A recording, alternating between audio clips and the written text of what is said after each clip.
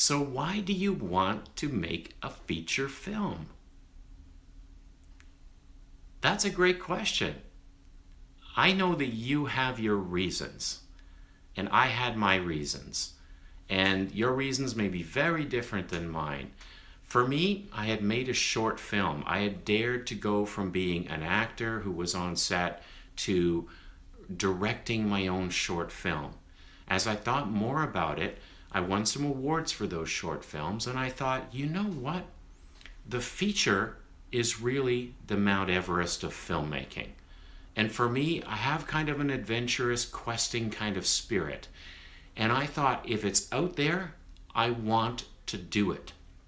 Now, I could see early on when I first wrote my first feature film, it was going to be a period piece, it was going to be expensive, and for all kinds of reasons, it was beyond my capability to make that particular film, which is where a lot of the thinking that we're going to do in this class comes.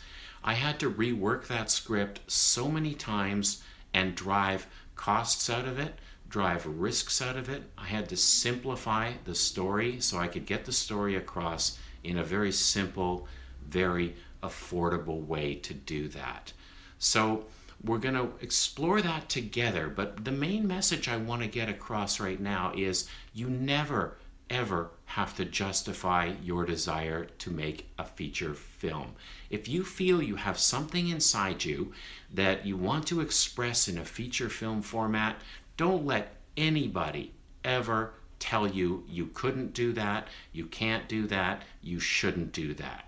I'm here to tell you, yes, you can. You can make a feature film for whatever reason motivates you to do that. So when we work together through the exercises and through these lectures, I'm going to be challenging your thinking. How could you make that for less money? How could you make that for no money? How could you make that if you didn't have any crew? How can you do it in a way that is affordable and yet still gets your story across? And we will succeed at that together. See you soon.